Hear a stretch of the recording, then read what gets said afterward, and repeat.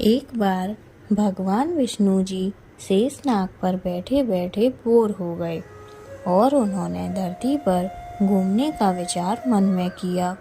वैसे भी कई साल बीत गए थे, धरती पर आए और वे अपनी यात्रा की तैयारी में लग गए। स्वामी को तैयार होता देख लक्ष्मी माँ ने पूछा, आज सुबह सुबह कहाँ जाने की तैयारी हो रही है? विष्णु जी ने कहा, हे लक्ष्मी, मैं धरती लोक पर घूमने जा रहा हूँ। तो कुछ सोच समझकर लक्ष्मी माँ ने कहा, हे देव, क्या मैं भी आपके साथ चल सकती हूँ? भगवान विष्णु ने 2 पल सोचा, फिर कहा, एक शर्त है, तुम मेरे साथ चल सकती हो। तुम धरती पर पहुंचकर उत्तर दिशा की ओर बिल्कुल मत देखना।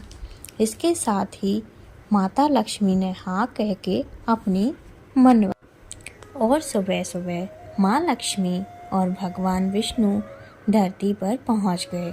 अभी सूर्य देवता निकल रहे थे। रात बरसात होकर हटी ही थी। चारों ओर हरियाली ही हरियाली थी। उस समय चारों ओर बहुत शांति थी और धरती बहुत सुंदर दिख रही थी और माँ लक्ष्मी मंत्रमुग्ध होकर धरती को देख रही थी और भूल गईं कि पति को क्या वचन देकर आई हैं और चारों ओर देखते हुए कब उत्तर दिशा की ओर देखने लगी, पता ही नहीं चला।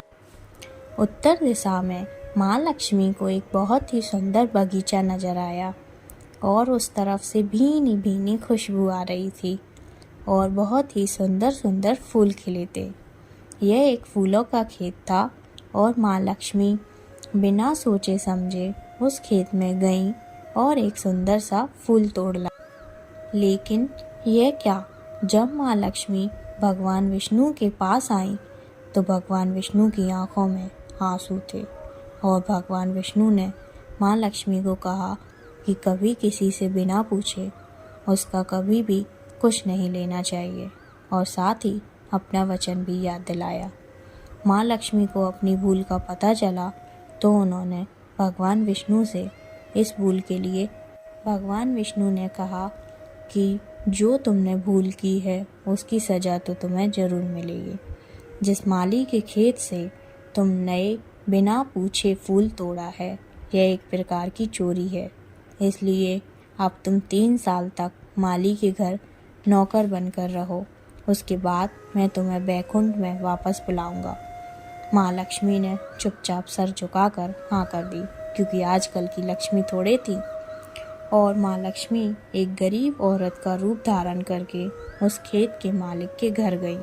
घर क्या, एक झोंपड़ा था और मालिक का नाम माधव था। माधव की बीवी, 2 बेटे और 3 बेटियां थीं। सभी उस खेत में काम करके किसी तरह गुजारा करते थे।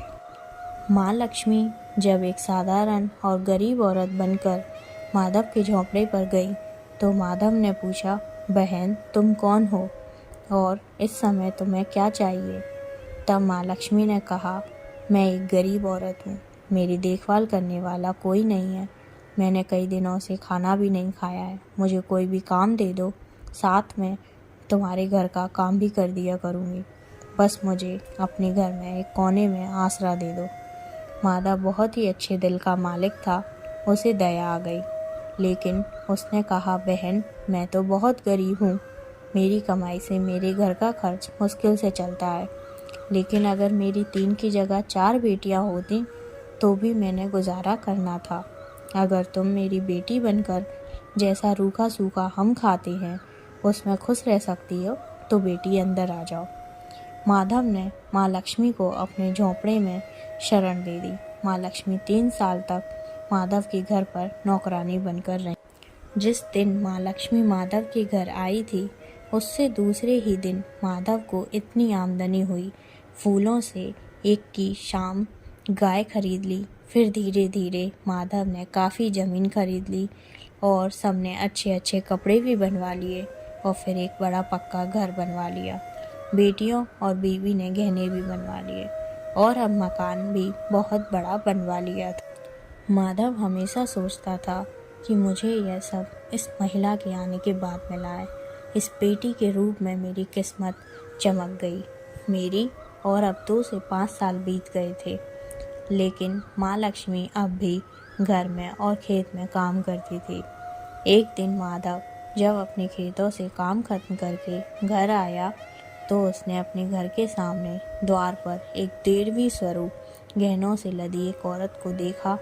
ध्यान से देखकर पहचान गया, अरे यह तो मेरी मुँह बेली छोटी बेटी यानी वही औरत है, और पहचान गया कि यह तो माँ लक्ष्मी है।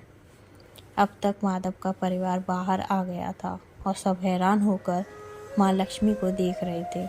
माधव बोला, माँ हमें माफ़ कर, हमने तेरे से अनजाने में ही घर और खेत में काम करवाया।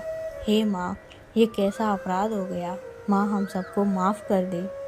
अब माँ लक्ष्मी मुस्कुराई और बोली, माधव तुम बहुत ही दयालु और अच्छे व्यक्ति हो।